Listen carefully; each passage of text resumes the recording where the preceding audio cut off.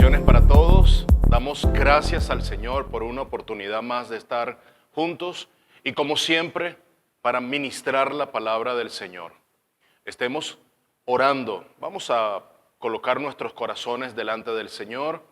Oremos y preparémonos para recibir la palabra de Dios este día. Padre, que nuestro corazón esté dispuesto. Desde ya obra por medio de tu Espíritu para que nuestro corazón esté dispuesto, abierto, nuestros sentidos sensibles para recibir tu palabra. Y que luego esa palabra que incomoda, que reta, que anima, esa misma palabra nos lleve a actuar, que no seamos solamente oidores, sino hacedores de tu palabra. Padre, que esta palabra impacte mi vida nuevamente. Que no sea yo el mismo, sino que sea transformado por el poder de tu palabra. Te lo pido en el nombre de Jesús, tu Hijo amado, nuestro Señor y suficiente Salvador. Amén y amén. Nos complace iniciar una nueva serie. Y desde la comunidad cristiana en Los Cocuyos y en mi nombre propio, el pastor Jonathan Labrador, les deseamos muchas bendiciones en esta nueva jornada a través de esta serie, una serie en un libro que nos parece clave. Algunos comentaristas lo llaman el comienzo del Evangelio, el Evangelio en el Antiguo Testamento. Y estoy hablando del libro del Éxodo. Esta nueva serie se llama Cristo en el Éxodo, Antiguo Testamento. Y te preguntarás, ¿cómo Cristo estaba en el Antiguo Testamento? Vamos a ver su huella, su olor, esas figuras o esos tipos de Jesús en el Antiguo Testamento. Este libro es un libro maravilloso. Te pediría que te mantengas con nosotros en cada una de las enseñanzas. Serán 8 o 10 enseñanzas de esta serie. Una maravilla. Estaremos hoy en el capítulo 1 y le he puesto por título La esclavitud de Israel y la nuestra. Capítulo 1 del libro del Éxodo, Cristo en el Éxodo, esta nueva serie que nos llevará a través de la jornada del pueblo de Israel, su esclavitud, todos esos siglos siendo esclavos, siendo oprimidos por el faraón en Egipto. La vida de José ha terminado. Eso es parte del contexto y ya iremos hacia allá. Estamos embargados, emocionados, muy motivados por esta serie, porque cada vez que abordas un libro de las Sagradas Escrituras, tal como hicimos con Esther, con Ruth, con el libro de Jonás, recientemente con el libro que acabamos de terminar de Oseas, un libro maravilloso, una gran enseñanza para nuestras vidas. Cada vez que abordas un libro de la palabra es abordar un cofre del cual extraemos un gran tesoro. Cada libro de las Escrituras nos aporta y nos entrega una perspectiva particular y un punto de vista particular del reino de nuestro Dios. Y allí Dios muestra, porque el Señor fue el que inspiró estas Escrituras, su propio Espíritu inspiró estas Escrituras, la inspiró para mostrarnos su carácter, su propósito en cada uno de los libros de las Sagradas Escrituras. El libro del Éxodo apunta exclusivamente a la liberación del pueblo de su esclavitud y de su jornada hacia la tierra prometida. Entonces, ¿qué significó? Estaremos respondiendo estas preguntas. ¿Qué significó el Éxodo para el pueblo, pero también aplicados para nosotros hoy de manera contemporánea? ¿Qué significó y qué significa para nosotros hoy el libro del Éxodo? ¿Cuáles fueron las luchas del pueblo estando en Egipto que puedan presentarnos y que puedan prefigurar luchas para nosotros hoy? Bueno, como siempre esperamos que este libro, que el estudio de este libro en el Antiguo Testamento sea de mucha bendición para nuestra vida. Vayamos a la lectura de la palabra del Señor. Éxodo capítulo 1, toda la extensión del capítulo 1, ahí estará la esclavitud de Israel y la nuestra. Estos son los nombres de los hijos de Israel que entraron en Egipto con Jacob. cada uno entró con su familia: Rubén, Simeón, Leví, Judá, Isaacar, Zabulón, Benjamín, Dan, Neftalí, Gad y Aser. Todas las personas que le nacieron a Jacob fueron 70, y José estaba en Egipto y murió José. Ese es parte del contexto que tenemos al final del capítulo 50 en Génesis, colindando con el capítulo 1 de este libro que estamos abordando a partir de este día. Y murió José, verso 6, y todos sus hermanos y toda aquella generación murieron. Y los hijos de Israel fructificaron y se multiplicaron y fueron aumentados y fortalecidos en extremo, y se llenó de ellos la tierra. Verso 8, entre tanto se levantó sobre Egipto un nuevo rey que no conocía a José, y dijo a su pueblo, verso 9, he aquí el pueblo de los hijos de Israel es mayor y más fuerte que nosotros. Ahora pues seamos sabios para con él, para que no se multiplique y acontezca que viniendo guerra, él también se una a nuestros enemigos y pelee contra nosotros y se vaya de la tierra.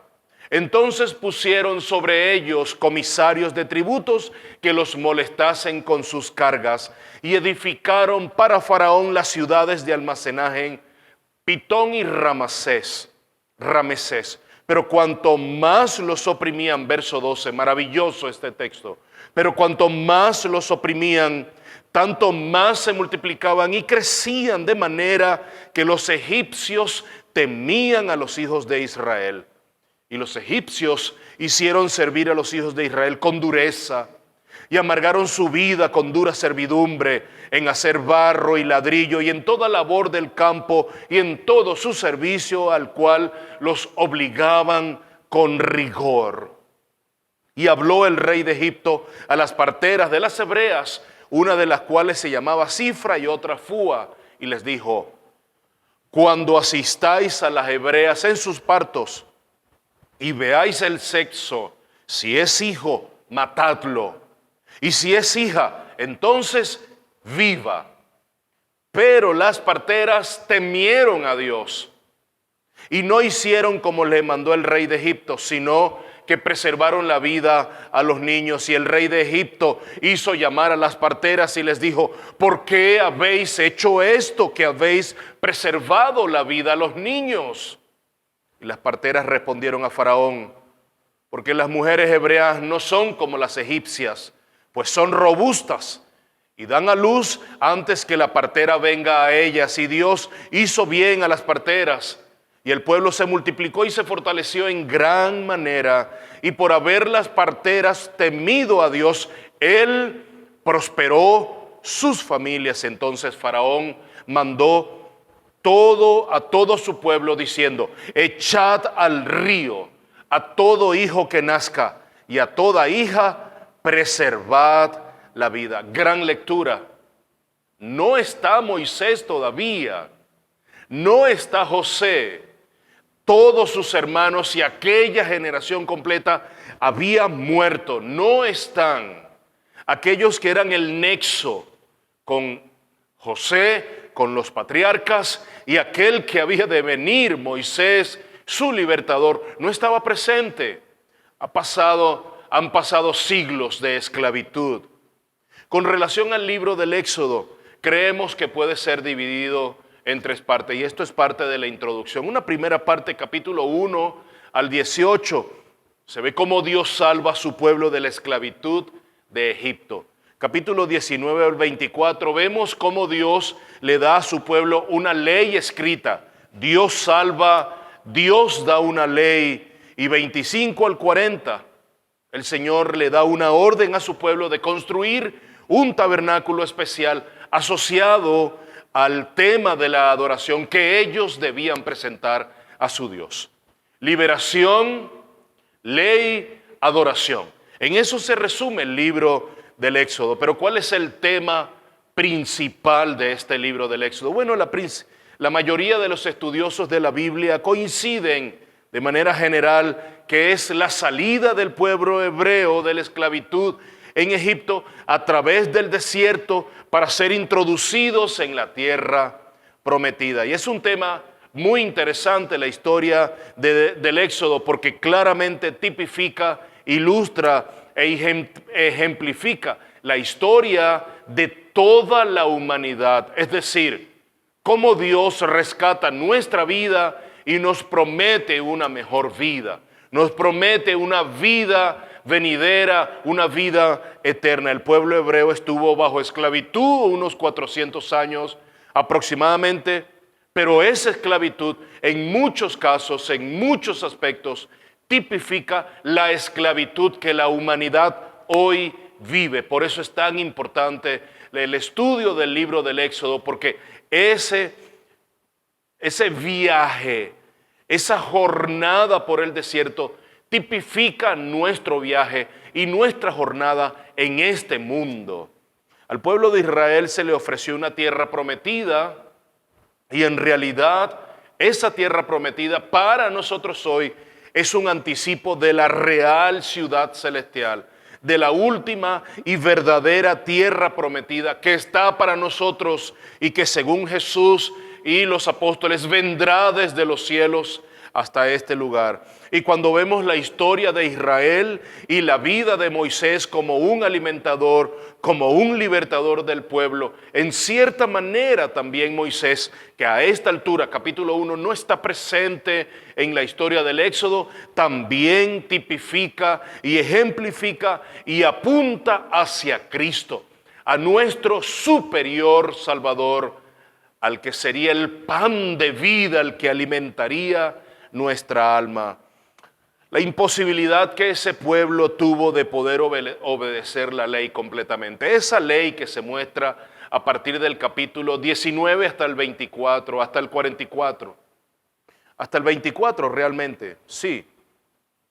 Esa ley, bueno, la imposibilidad que el pueblo tiene de obedecer esa ley, también en cierta manera ilustra la urgente necesidad que tenemos nosotros de obedecer a nuestro Dios, de obedecer a nuestro Salvador. Y el hecho de que ellos no pudieran obedecer, eso creó ciertamente el mecanismo para que Dios enviara un libertador para el pueblo de Israel en el Éxodo, a Moisés, para nosotros hoy a Cristo Jesús, Señor nuestro.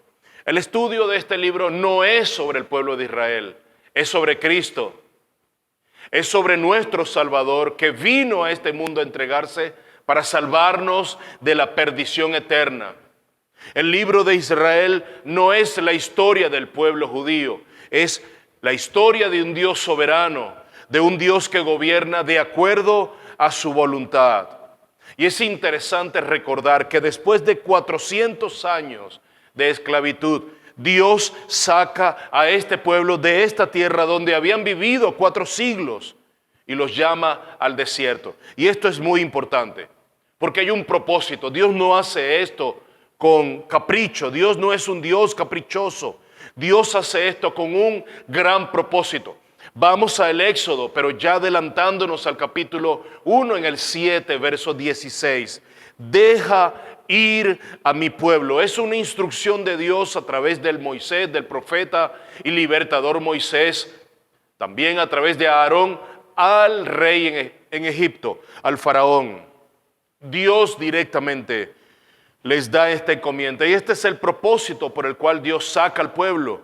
Deja ir a mi pueblo para que me sirva en el desierto. Otras traducciones dicen para que me adore en el desierto. Y la intención era sacarlo de ese paganismo que había en Egipto. Se habían acomodado, habían conocido los ídolos que los egipcios adoraban, tal cual como sucede hoy día en el pueblo de Israel y en todo el mundo. Aquellos que hemos sido creados por Dios, hemos instalado ídolos en nuestros corazones y Dios necesita desalojar, necesita sacar ese paganismo de nuestros corazones, que ellos pudieran ser llevados lejos, alejados de esa tierra. Eso es lo que Dios anhela, sacarnos del mundo o sacar al mundo de nuestros corazones para que podamos ser libres e irles a adorar al desierto. Dios dio a su Hijo, envió a su Hijo a una cruz. ¿Para qué? Para redimirnos de la esclavitud del paganismo y del mundo de nuestro corazón. ¿Y cuál es el propósito entonces del desierto aquí en este libro? El desierto tuvo un rol primordial. El desierto fue ideal para apartarnos, para alejarnos de otros dioses, para alejarnos de costumbres, de tradiciones, para sacar al pueblo de la opresión que tenían sobre ello durante siglos.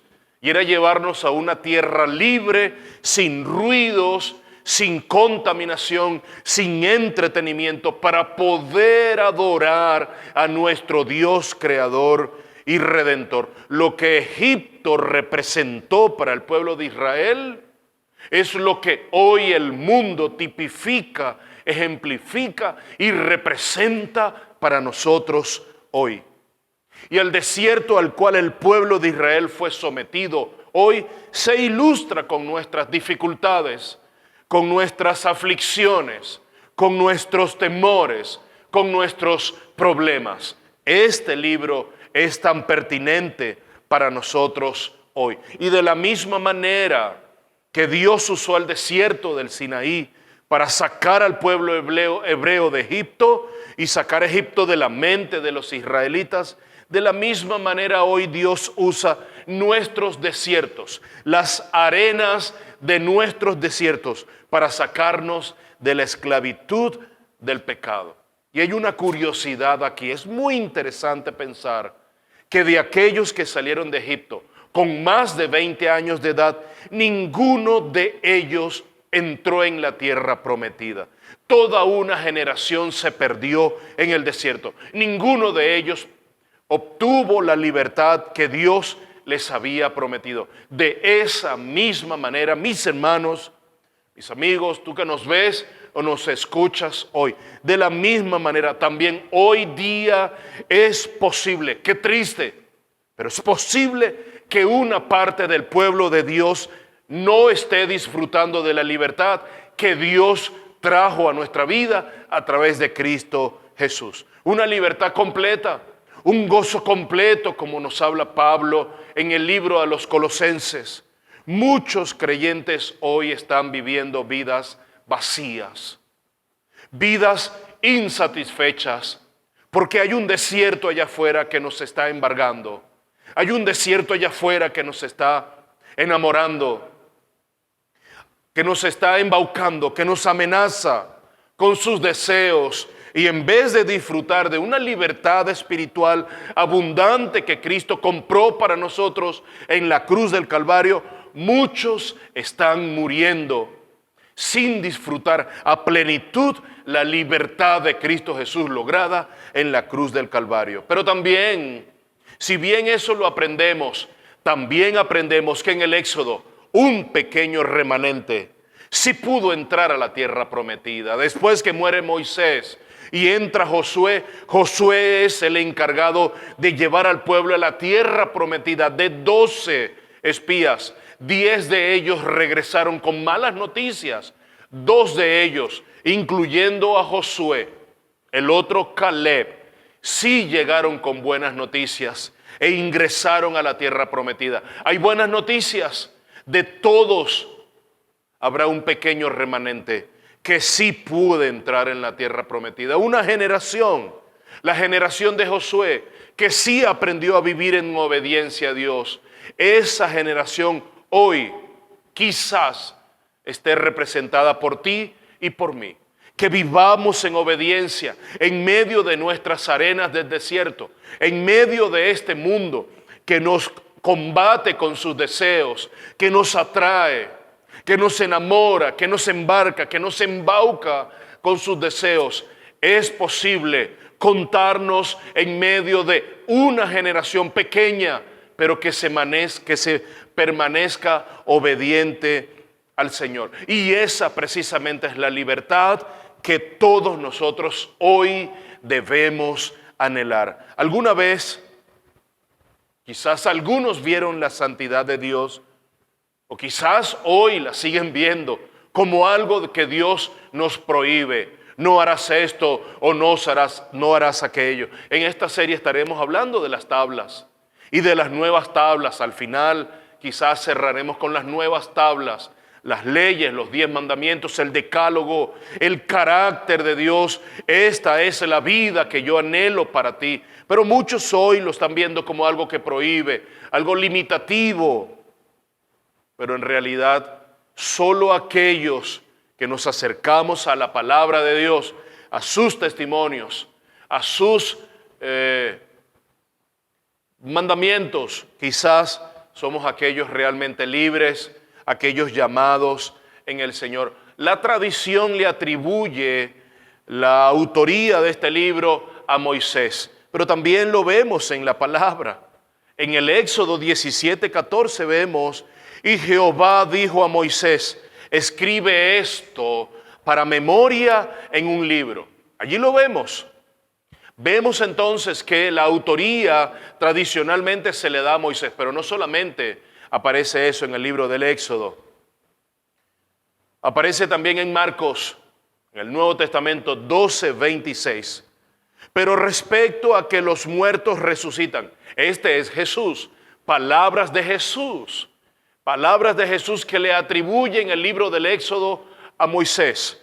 Pero respecto a que los muertos resucitan, ¿no habéis leído en el libro de Moisés cómo le habló Dios en la zarza diciendo: yo soy el Dios de Abraham, el Dios de Isaac y el Dios de Jacob? Entonces creemos, como la tradición lo establece, y también padres de la iglesia, la misma palabra, las escrituras lo indican, que el autor del Pentateuco, Génesis, Éxodo, Deuteronomio, Levítico y Números, es Moisés. Y hay un significado del libro. La palabra particularmente que identifica este libro nos viene del griego. Cuando la Biblia, el Antiguo Testamento, fue traducido al griego, a este libro le colocaron el título del Éxodo. Y eso significa partida, salida, liberación. Entonces este libro representa la partida, la salida, la liberación, la redención del pueblo hebreo, pero de nuevo también tipifica, ejemplifica nuestra liberación, nuestra salvación y nuestra redención. Y el libro del Éxodo es también un libro lleno de esperanza, un libro lleno de triunfo, y de esa manera nosotros anhelamos que muchos ahora puedan alcanzar esa real esperanza que hay en la palabra, que puedan ser llevados de la esclavitud del pecado a la libertad que solo Cristo puede dar. Y si podemos resumir qué significa el libro del Éxodo, básicamente es un encuentro con Dios, con el Dios que ha mostrado especialmente su carácter. Pero también es un encuentro con su santidad. Cuando Dios llama a Moisés y le pide: quita tu sandalia, quita tu calzado, que el lugar en donde estás es santo, básicamente es un encuentro con su santidad. Pero también es un encuentro con su justicia. Dios entregando los 10 mandamientos a su pueblo, pero también es un encuentro con su misericordia cuando Dios mostró compasión con su pueblo, pero también es un encuentro con su poder, porque Dios mostró su poder librando al pueblo de las plagas de Egipto. Y finalmente es un encuentro con su gloria, que se manifestó de muchas y multiformes maneras, pero aún mucho más importante, es Cristo en el Éxodo. Y de eso trata esta serie. Nos ha movido Dios el corazón y nos ha embargado y nos ha motivado a predicar este libro, porque olemos a Cristo en este libro, en el Éxodo. Cristo está en cada evento de este libro. Éxodo no es un libro, en realidad es un evento donde podemos ver la compasión de Dios, su misericordia, su justicia, su santidad, su carácter, su gloria y su poder. Vemos el deseo de Dios de libertad a su pueblo, de traerlo de la esclavitud. 400 años siendo esclavizados duramente. Y en un capítulo Dios dice, y Dios escuchó y miró a su pueblo y oyó y atendió al clamor de su pueblo. Años sin hablar de Dios, todas unas generaciones habían muerto y de un momento a otro aparece Dios, mencionado en un solo versículo, en 2 versículos, en 4 oportunidades. Estaremos viendo eso. Es un encuentro con el Dios que desea la libertad de su pueblo de la esclavitud, pero también es el Dios que desea la libertad de nuestros corazones. Ya no más desiertos en nuestras vidas que nos lleven al mundo. Ya no más esclavitud del mundo que nos lleven a ídolos en nuestros corazones. Vengamos a conocer a Cristo Jesús. El libro del Éxodo es una puerta que nos lleva al dormitorio, al cuarto, a la recámara donde está Cristo Jesús esperándonos. Recordemos, esto es parte del contexto, que después que José llegara a ser la mano derecha del faraón, por así decirlo de una manera, su padre, sus hermanos se vieron en la necesidad de venir a la tierra de Egipto. José había profetizado 7 años de abundancia, de vacas gordas, pero también inmediatamente después vendrían 7 años de vacas flacas, 7 años de hambre. El pueblo no puede quedarse, el patriarca Jacob no puede quedarse allí en Israel y van hacia Egipto y está su hijo José. Hay un encuentro, entran 70 de ellos, hay una gran hambre. Todo eso lo entendemos por el Génesis hasta Génesis capítulo 50. 11 de sus hermanos, su padre, descienden. Hay una invitación que José les hace. Eso lo podemos leer en el capítulo 37 del Génesis. Toda la familia de José ahora se encuentra en Egipto. Pero no solamente están en Egipto, por instrucción del faraón que conoce a José, entran en la tierra de Gosén, la mejor tierra de Egipto, donde no entraron las plagas de Egipto. Y eso nos lleva al capítulo 1. Ya leímos el capítulo 1, capítulo maravilloso, y esto nos lleva al mensaje. Todo esto nos lleva desde una introducción a nuestro mensaje. 5 puntos o 5 observaciones dentro de este capítulo 1 del libro del Éxodo. Rápidamente estaremos sobre 5 observaciones, y lo que quisiera estudiar fue lo que pasó en esta historia y apuntarlo a nuestra vida hoy. El primer punto es interesante, la promesa que Dios había hecho a este pueblo de hacerlos una nación grande. Qué interesante, volteemos nuestra mirada a esa promesa maravillosa que Dios había dado a su pueblo de hacerlos una nación grande. Lo encontramos en Génesis 46:3.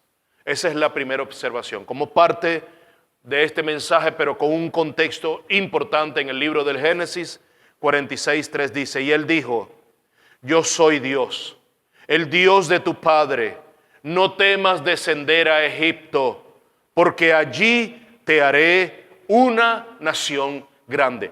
Antes que cualquier cosa, Dios ya había prometido a Israel hacerla una nación grande. Dios lo había dicho. Y es interesante que de acuerdo al registro bíblico, 70 personas de los descendientes de Jacob fueron a Egipto. Pero ahora, después de 4 siglos aproximadamente, de 70 personas se habían multiplicado, dice la Biblia, en gran manera. Habían llegado a ser numerosos y poderosos. Algunos estudiosos de la Biblia osan darnos un libro, y no lo dudo, para nada tengo en duda esta cifra de aproximadamente 2 millones de personas que habían llegado a ser ellos tan numerosos en Egipto. Y llama mucho la atención de que Dios haya cumplido su promesa de esta manera, de 70 personas contadas fácilmente, a llegar a ser un pueblo, una nación tan grande y numerosa de 2 millones de personas. Habían sido una gran nación, y quiero hacer un énfasis particular en esto, en la promesa que Dios había dado, de hacer de ellos allí en esa tierra, no en ninguna otra. Dios no les había prometido en ninguna otra nación, no se lo prometió a ellos en Israel. De hecho, Dios le dijo: salgan de aquí, como Dios le había dicho a Abraham: sal de Ur de los Caldeos, sal de Ur de los Caldeos. Así Dios también le dijo a Israel: sal de esta tierra, ve a Egipto y allá quiero hacer esto. La bendición no iba a ser a llegar a Canaán para ser 2 millones. No, era en Egipto. Esa promesa de Dios tenía que cumplirse y Dios había prometido a ellos prosperarlos. Era en Egipto. Allí los haría una gran nación.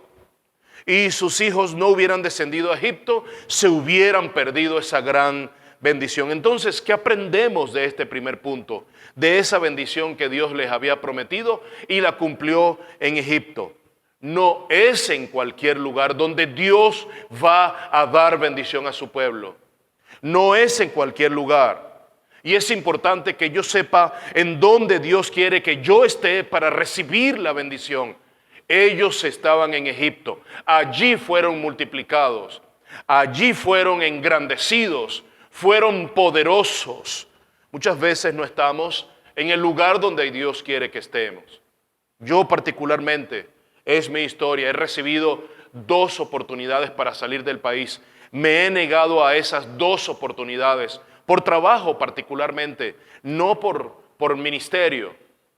Entiendo que el Señor me tiene aquí en Caracas, aquí en Venezuela y aquí en esta iglesia local, Comunidad Cristiana de los Cocuyos, una iglesia a que amo desde su fundación, 29 años, y vamos ya rumbo a nuestros primeros 30 años, 3 décadas.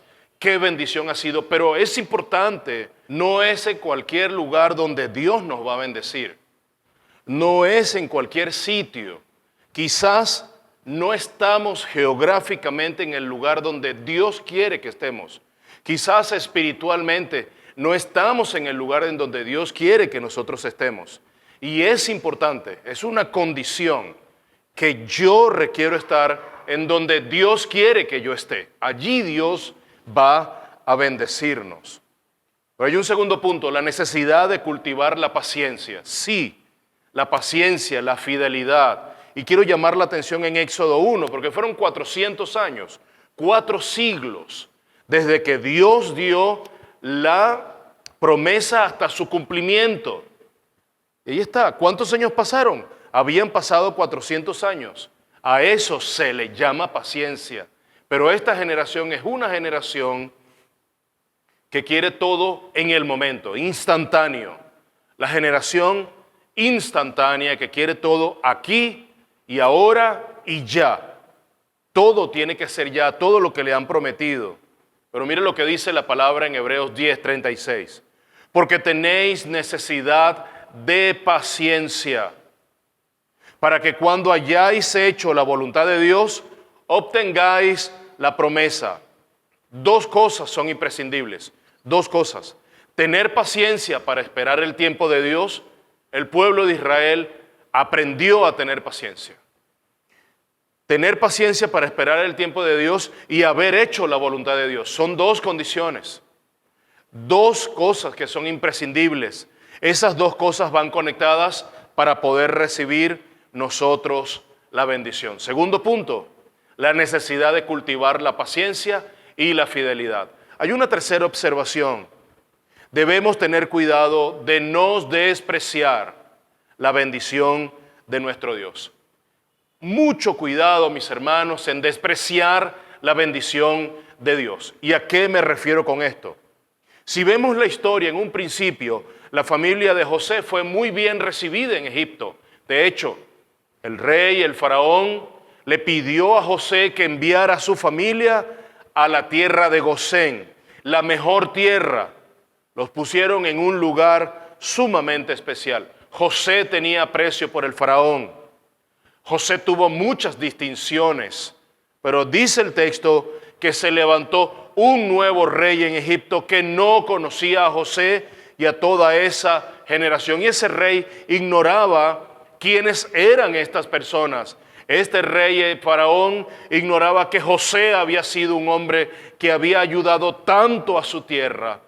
Este hombre ignoraba que los israelitas habían hecho una enorme contribución a la economía de Egipto. Ellos constituían una fuerza laboral sumamente importante sobre las que descansaba la economía de la nación. Ese rey ignoró la vida humana y la dignidad de la vida humana, pero sobre todo, este rey ignoró la bendición que significó este pueblo, sobre cuyo pueblo estuvo nuestro Dios, Dios de Abraham, de Isaac y de Jacob. ¿Cuál es la enseñanza de este tercer punto? Es grave cuando Dios nos da una bendición y en vez de apreciarlo y de agradecer la provisión de Dios, lo que hacemos es quejarnos. Este rey despreció a este pueblo porque ignoraba completamente. Muchas veces ignoramos cosas de la palabra. Necesitamos conocer a nuestro Dios y eso nos sucede a nosotros hoy día. El Señor nos da un trabajo, el Señor nos da una esposa, el Señor nos da una iglesia, el Señor nos da pastores, los cuales nos bendicen. No apreciamos esa bendición de Dios, no apreciamos la iglesia en donde estamos, no terminamos apreciando el trabajo con el cual dependemos y nos oponemos a ellos y nos llenamos de miedo, nos llenamos de odio, nos llenamos de cansancio y terminamos quejándonos. Y Dios sabe lo que Dios está haciendo y Dios sabe la historia que está escribiendo y Dios la llevará a cabo. Cuarto lugar, cuarto punto, cuarta observación. Observemos en el texto la realidad del pueblo que estaba siendo oprimido por los egipcios. Observémoslo y veamos cómo Dios fue maravillosamente paciente, amoroso, fiel para con este pueblo. Éxodo 1:13. Los egipcios pues obligaron a los hijos de Israel a trabajar duramente, con dureza. Esa palabra duramente en el hebreo significa eran demasiado para sus posibilidades. Abusaban del pueblo de Dios. Era una solicitud de trabajo que sobrepasaba la capacidad de los hebreos. Verso 14 del mismo capítulo 1. Y amargaron su vida con dura servidumbre en hacer barro y ladrillo, en toda labor del campo y en todo su servicio, al cual los obligaban con rigor. Esta era la realidad de lo que estaba viviendo el pueblo. No había una esclavitud física. Entonces, estamos hablando aquí de un contexto de la esclavitud del pecado. Esa misma amargura que produjo al pueblo de Israel, la opresión de esa injusticia, mis amados, tipifica la dureza de nuestro corazón, producto de que el pecado nos haya conquistado el corazón. Esa imposición, esa esclavitud, es un buen ejemplo del pecado que nos amarga hoy a cada uno de nosotros. Y finalmente, quinta observación, la obra de Dios en medio de nuestras aflicciones. Nunca nos quejemos de las aflicciones y de las durezas que estemos pasando. Verso 12 del capítulo 1, verso maravilloso. Pero cuanto más los oprimían, más se multiplicaba y más se extendían, de manera que los egipcios llegaron a temer a los hijos de Israel. Ellos querían debilitar al pueblo, pero en cambio Dios los fortaleció. ¿Por qué? Porque Dios estaba detrás de su pueblo. Dios era su escudo de contención. Dios terminó siendo la protección del pueblo. Y a eso me refiero con Romanos 8:28. El apóstol Pablo nos dibuja esta gran realidad. Y sabemos que para los que aman a Dios, todas las cosas cooperan para bien. Esto es, para los que son llamados conforme a su propósito. Mis amados, el propósito del rey de Egipto era debilitarlos, llevarlos a la mínima expresión, pero Dios los fortaleció. Ese era el propósito de Dios. Dios los hizo crecer. También lo dice el apóstol Pablo a Corinto en la segunda carta 4:17. Pero esta aflicción leve, pasajera, dice Pablo, nos produce un eterno peso de gloria que sobrepasa toda comparación. Mis amados, esta aflicción pasajera, estos 400 años, no tiene comparación con la gloria venidera que vendrá sobre los hijos de Dios.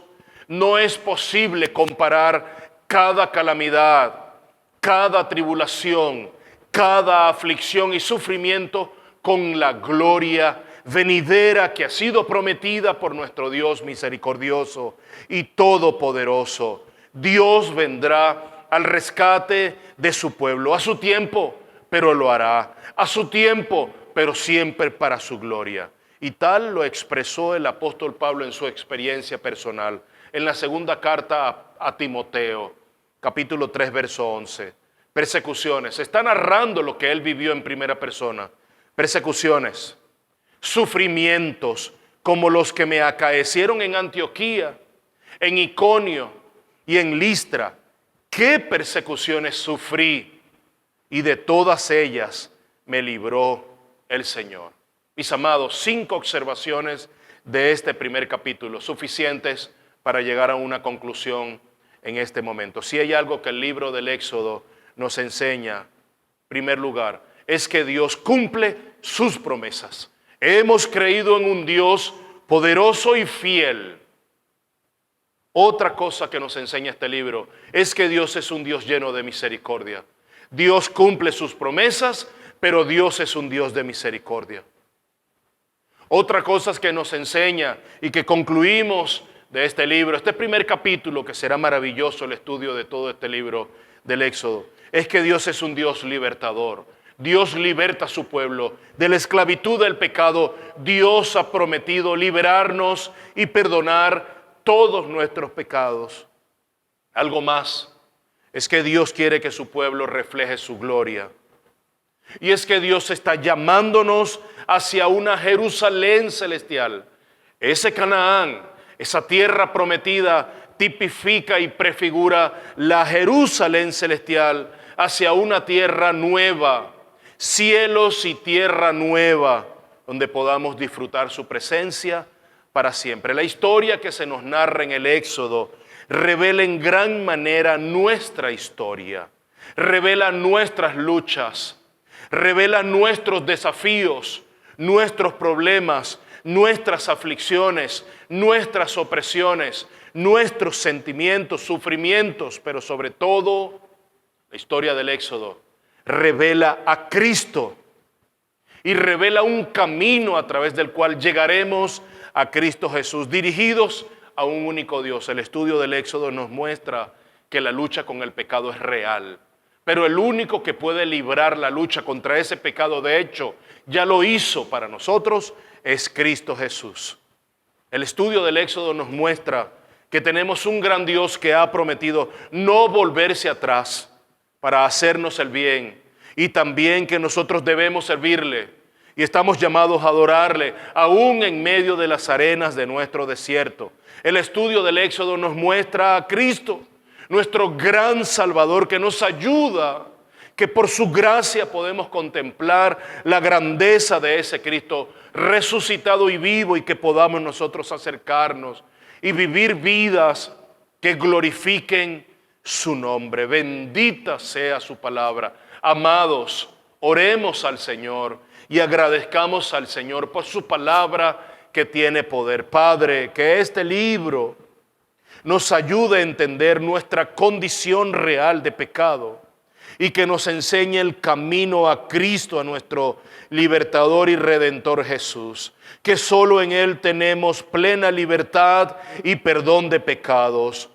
Padre, ayúdanos a entender que tú has sido y sigues siendo nuestra provisión, que no cambias, que siempre nos has sostenido y has tenido cuidado de cada uno de nosotros. Enséñanos que tus promesas siempre se han cumplido y se cumplirán. Ayúdanos a cultivar la paciencia y la fidelidad a ti, fruto del Espíritu, y que nunca despreciemos tu bendición. Guarda nuestro corazón de la queja, de la crítica, y enséñanos a valorar lo que viene de ti, Señor. Y que aún en medio de nuestras más grandes calamidades, aflicciones, problemas, Señor, nosotros sepamos que tú sigues obrando. Y aunque no lo veamos, sepamos que tú sigues obrando. Padre, ayúdanos y te damos gracias en el nombre de aquel que es suficiente para nuestra salvación, nuestro glorioso y amado Señor y Salvador Jesucristo. Amén y amén. Mis amados, qué gozo iniciar el libro del Éxodo así, dando esta palabra. Espero que sea de profunda bendición para tu vida. Somos la comunidad cristiana de Los Cocuyos y estamos aquí para servirte. Que Dios te bendiga abundantemente.